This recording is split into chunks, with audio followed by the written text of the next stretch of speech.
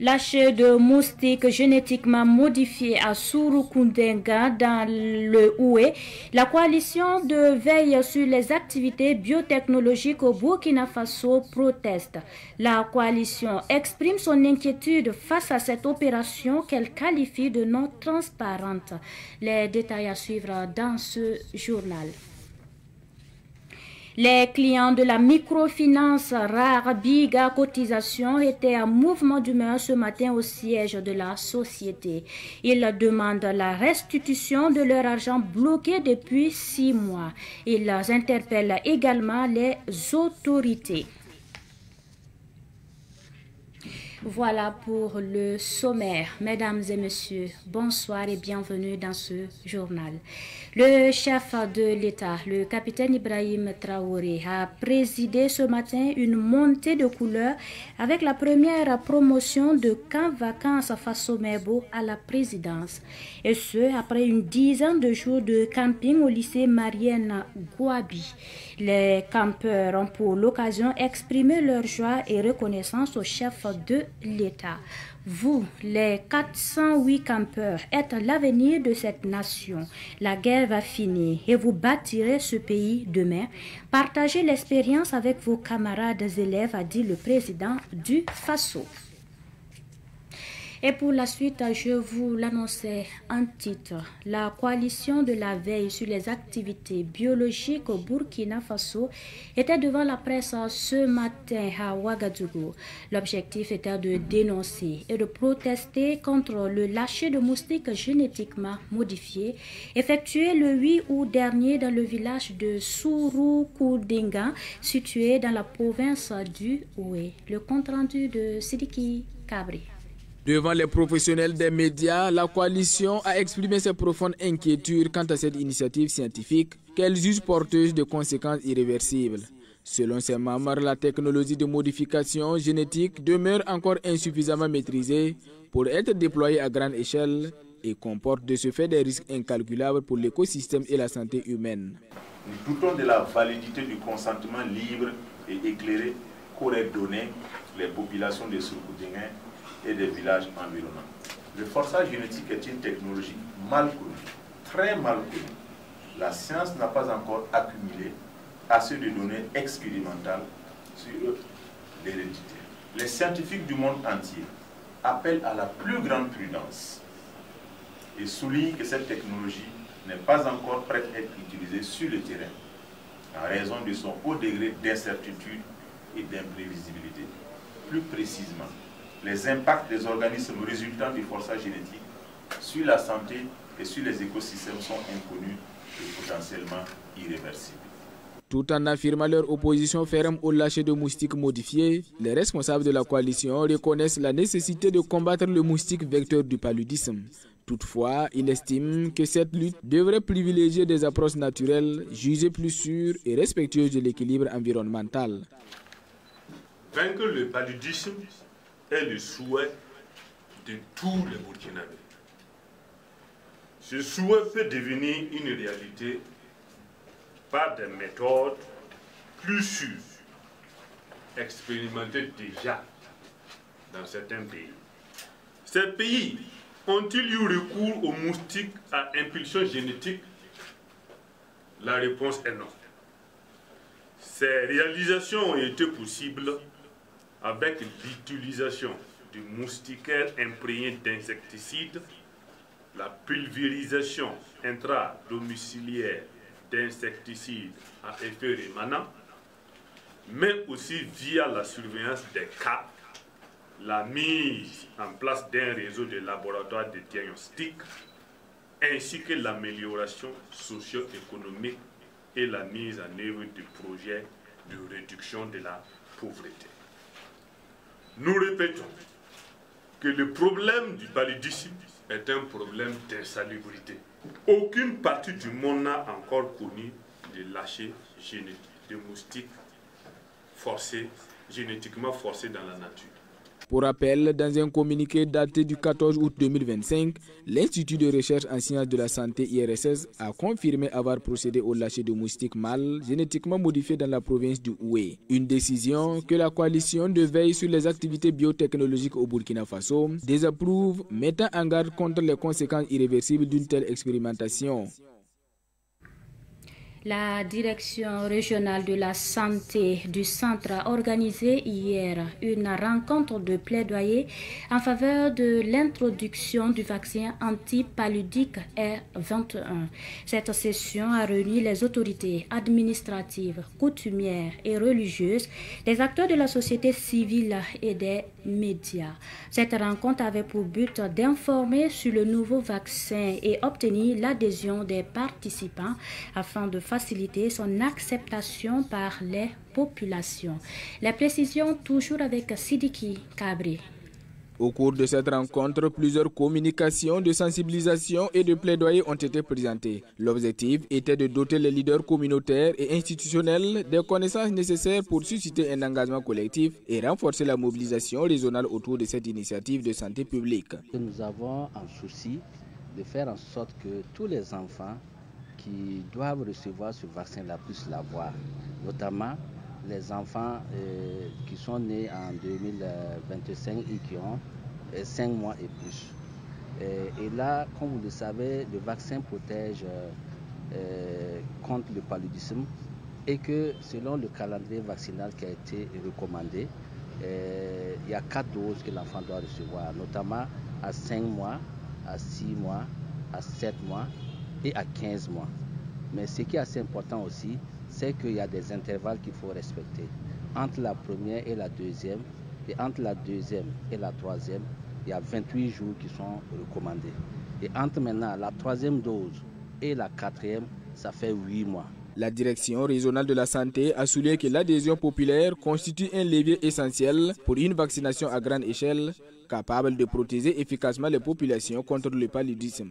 Elle a également mis en avant la fierté nationale liée au fait que ce vaccin est d'origine burkinabé. Le vaccin est sûr, efficace et il est nécessaire. Ce vaccin ne vient pas pour remplacer les autres moyens de lutte contre le paludisme, il vient juste pour les compléter.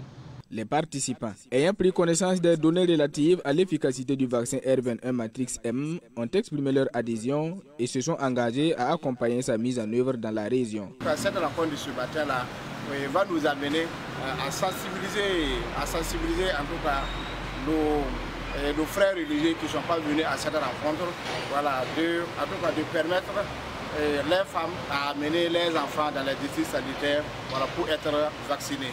Pour rappel, le Burkina Faso a introduit depuis 2024 le vaccin R21 dans 27 districts sanitaires. L'ambition actuelle est d'étendre sa couverture à l'ensemble du territoire national en s'appuyant sur une large adhésion populaire, gage de son succès. Et puis le curage des caniveaux, une mesure d'assainissement essentielle dans la lutte contre le paludisme en cette période des pluies.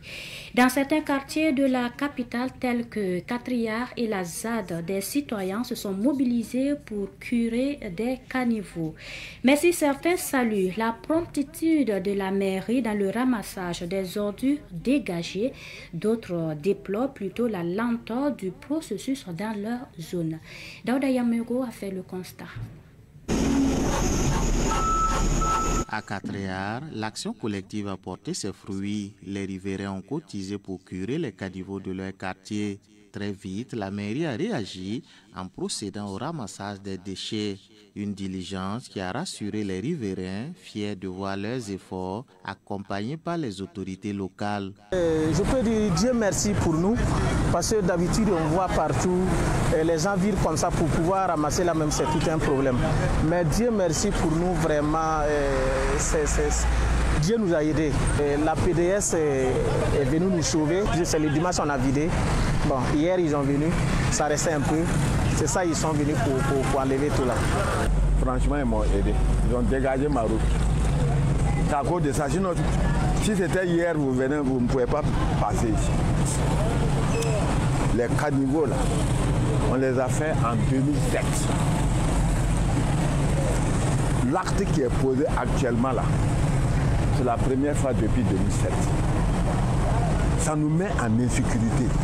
Mais dans le quartier de la ZAD et la zone 1, le constat est tout autre. Ici aussi, les populations ont retroussé les manches pour dégager les caniveaux. Sauf que, plusieurs jours après, les ordures joncent toujours les routes. Ils appellent la mairie pour agir rapidement pour enlever les ordures. Ça fait au moins 2 semaines comme ça que nous a demandé, ceux de la mairie sont arrivés, nous ont demandé de d'écurer complètement les caniveaux, tout. Et effectivement, on a écuré. Mais on trouve que non, ça fait plus de 2 semaines, les ordures sont devant la boutique. En plus, ça empêche les gens de passer. Ça empêche la circulation et nous-mêmes qui sommes dans la boutique, pour rentrer même dans la boutique, c'est tout un problème. Et surtout, ces 2 derniers jours avec la pluie qui arrive là, on a du mal avec l'odeur. L'odeur commence à nous fatiguer un peu, quoi. Donc on demande aux autorités s'ils peuvent vraiment venir passer pour pouvoir venir ramasser. Si c'était la terre simple là, on pouvait demander à n'importe qui de ramasser. Nous-mêmes, on pouvait ramasser et puis chercher un coin pour aller verser. Mais le fait que ce n'est pas la terre, c'est les ordures, de pouvoir chercher, on ne sait même pas où on va jeter. Ramasser là, c'est pas là le problème. Mais où aller déposer les ordures là, c'est là notre problème. Si l'État pouvait nous soutenir, voilà, nous montrer là où on peut déverser les ordures là, franchement, bon, ça nous ferait du bien quand même. Entre satisfaction à 4 et déception à la ZAD et à la zone 1, les citoyens de bonne volonté demandent l'accompagnement des responsables des arrondissements. Le Fonds pour l'alphabétisation et l'éducation non formelle, FONAEF, tient un atelier régional de communication appropriation du programme FONAEF hier soir. Cet atelier vise à outiller les acteurs pour une bonne préparation du programme et sera exécuté pendant 4 ans. Le lancement de l'atelier a eu lieu hier, mercredi, à Koudougou, dans la région du Nando. Les détails avec Ahmed Joël Compaoré.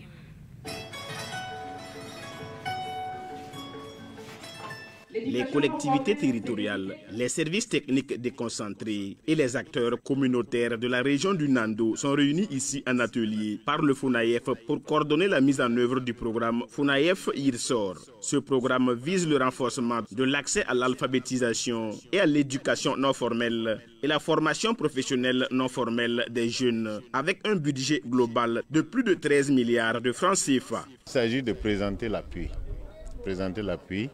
Les objectifs, les bénéficiaires, donc la cible, les acteurs qui vont prendre part justement à cet appui-là. Et ces acteurs-là, c'est essentiellement des associations qui vont mettre en œuvre, mais aussi des unités de formation, parce que c'est aussi une formation au métier. Pour ce programme de formation au métier, il s'agit de prendre des jeunes à qui on propose des formations, mais prendre un groupe de jeunes aussi qui sont déjà dans des métiers, pour renforcer. Donc nous allons travailler sur l'offre et puis la demande en même temps.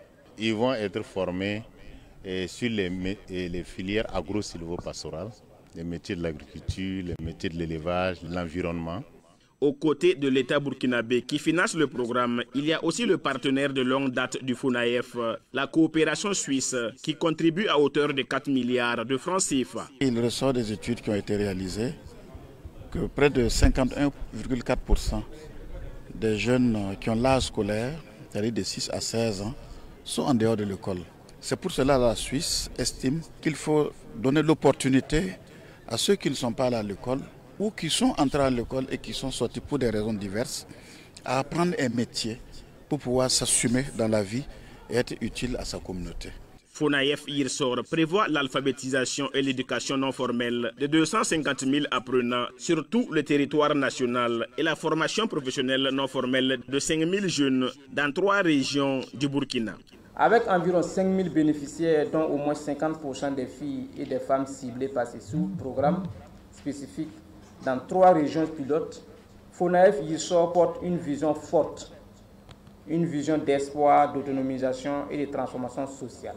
Cet atelier régional constitue donc une étape cruciale. En effet, il vise à renforcer la compréhension des composants du programme, à clarifier les rôles de chaque acteur et à engager une appropriation collective du dispositif. Le programme FONAEF IRSOR, dans son volet formation professionnelle non formelle, concerne 3 régions du Burkina, à savoir les régions du Nando, du Guirico et des Quilsé. Le centre de formation professionnelle Icône Soudure vient de mettre sur le marché de l'emploi 12 jeunes soudeurs professionnels. La remise d'attestation de fin de formation est intervenue en début de mois d'août au sein du centre à Sandogo dans l'arrondissement 7 de Ouagadougou. Les détails avec Sibli Nankelse. Ils sont au total 12 jeunes soudeurs en fin d'apprentissage à Icône Soudure, qui est un centre de formation en soudure et en fabrication de matériel d'orpaillage, d'agriculture et d'élevage. Parmi les jeunes en fin de formation, Ibrahim Milogo, étudiant en 3e année en génie mécanique et productique. Au cours des 3 mois passés à Icône Soudure International, ils m'ont appris à confectionner la machine qui est le broyeur à boulet. C'était plus structuré sur la soudure. Donc ils m'ont plus appris la soudure, le perçage, le mélange et le coupage aussi. J'ai appris ça à Icône Soudure ici durant les 3 mois passés. Il faut au moins une journée, toute une journée complète pour fabriquer une machine. Est-ce que c'est parce que la fabrication est difficile? Pas parce que la fabrication est difficile, mais ça demande beaucoup de temps. Il faut être très serein, très patient pour ne pas faire des erreurs dans la fabrication. Parce que le dimensionnement est très important. Ici, nous fabriquons des matériels de très bonne qualité. Ibrahim Milogo se réjouit de la qualité de la formation à Icône Soudure International. Nous avons travaillé vraiment en esprit d'équipe et c'était très intéressant. Et ils ont eu à me confier beaucoup de tâches à exécuter. La soudure est répartie. C'est divisé en 2 ou 3 équipes. Donc la première équipe fabrique les trémies et le support. Et l'autre équipe aussi fait le tambour. Oui, c'est comme cela que le travail est structuré ici. Pour le promoteur du centre Icône Soudure, l'objectif de la création du centre est de promouvoir l'entrepreneuriat sur les jeunes. Karim Ouedraogo, PDG de Icône Soudure. Au moment de mettre l'atelier de soudure en place, nous avons toujours cru que ça aiderait beaucoup de jeunes à avoir du travail afin de pouvoir prendre soin de leur famille. Ensuite, nous avons transformé à un centre de formation qui permettra à chaque apprenant d'acquérir de connaissances et de savoir, ce qui leur permettra d'avoir de l'emploi en vue de s'occuper de leurs enfants à la fin de la formation. Cela fait 6 ans que j'ai ouvert mon atelier de soudure et nous avons eu à former plus de 100 jeunes. Certains ont ouvert leurs entreprises, d'autres sont toujours en train d'apprendre davantage. Parmi eux, certains travaillent avec moi sous contrat et sont payés. Nous fabriquons des machines agricoles et minières, des citernes, des supports de châteaux d'eau. Ici, chaque apprenant a sa spécificité, c'est-à-dire ce qu'il compte maîtriser davantage. Donc, nous travaillons à satisfaire la clientèle.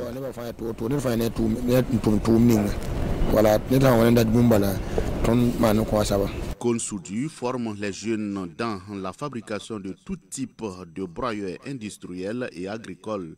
Le centre offre également des formations pratiques avec ateliers équipés et alternance en entreprise. En plus de la soudure, le centre innove avec de nouvelles filières de formation, électricité, bâtiment et maçonnerie polyvalente, entre autres.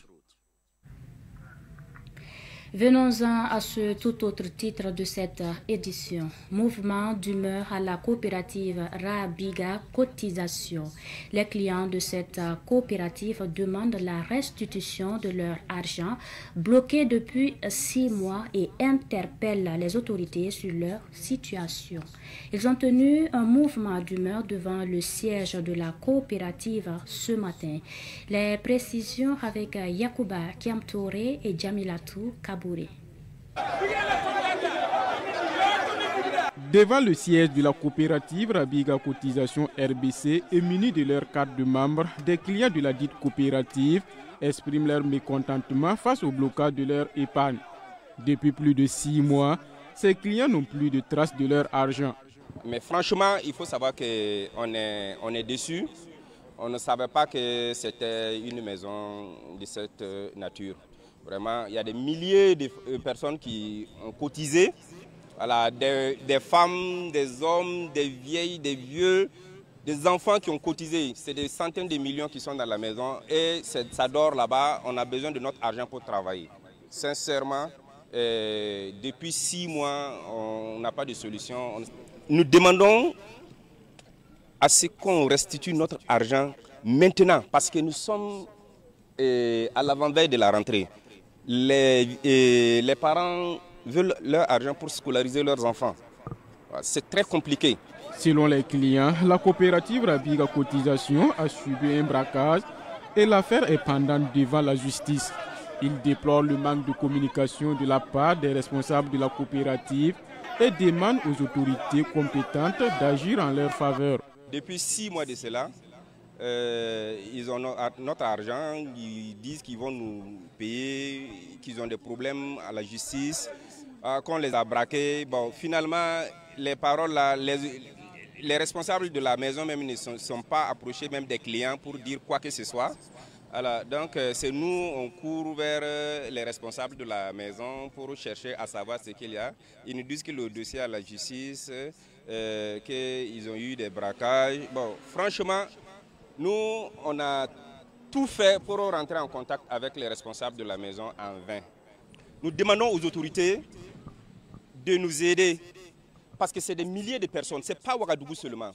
Toutes les provinces sont concernées. Les gens appellent de partout. Nous avons créé un groupe pour prendre en compte les doléances des gens. Mais les gens ils appellent par milliers pour chercher leur argent. Donc nous demandons aux autorités de nous aider à ce qu'on puisse retrouver notre argent. La coopérative Rabiga Cotisation est scellée actuellement pour enquête judiciaire.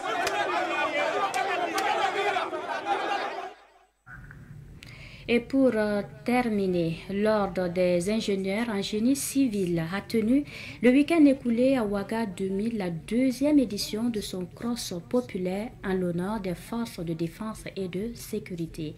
L'activité a enregistré la participation de 3 ministres dont celui des infrastructures. Une activité suivie de près par Joseph Kaboré et Soumaïla Rabou. Tout se passe dans le quartier Ouaga 2000 en 3 étapes, en présence des ministres des infrastructures, de l'agriculture et de la sécurité. Présentation de l'activité, cross populaire et plantation d'arbres. Objectif de l'Ordre des ingénieurs en génie civil, manifester la solidarité des ingénieurs en génie civil avec les forces de défense et de sécurité qui veillent au grain et qui permettent partout au Burkina aux experts en génie civil de construire routes et bâtiments. Premièrement, c'est d'abord de réunir tous les ingénieurs en génie civil en un seul lieu pour célébrer ensemble une cohésion sociale et communier ensemble l'activité du génie civil. Et deuxième objectif, c'est d'assurer un cross populaire au niveau de ce tronçon échangeur Ouaga 2000, Palais des Sports de Ouaga 2000, pour planter des arbres et soutenir les forces de défense et de sécurité. Donc le troisième objectif, pour ne pas le dire, c'est déjà répondre à l'appel du chef de l'État qui est de reverdir le pays. Et c'est ce que nous avons matérialisé à travers la mise en terre des plans au niveau des bretelles ouest de l'échangeur de Ouaga 2000. À l'étape de la plantation d'arbres symbolique à l'échangeur de Ouaga 2000 qui a changé de visage, le ministre des Infrastructures Adama Luke Sorgo a rappelé l'importance de cette activité qui est à sa 2e édition. Aujourd'hui, nous avons connu la participation du ministre d'État chargé de l'agriculture et des ressources halieutiques et du ministre de la Sécurité, ce qui rend vraiment, il rehausse effectivement l'image de cette activité. Alors nous avons terminé par la plantation des arbres et nous voulons dire ici qu'il faut effectivement planter les arbres pour reverdir le Burkina Faso. Oui, le cross, en fait, c'est comme on l'a dit, c'est pour maintenir l'organisme et le sport c'est toujours important, c'est toujours bénéfique pour le bien-être humain. Et nous l'avons fait et c'est bien sûr accompagné des forces de défense et de sécurité et ça a été vraiment dans l'enthousiasme et c'est très bien, ça s'est bien passé. L'activité a démarré et a pris fin au Palais des Sports de Ouaga 2000 où autorités, forces de défense et de sécurité, ingénieurs en génie civil ont communié dans une ambiance détendue.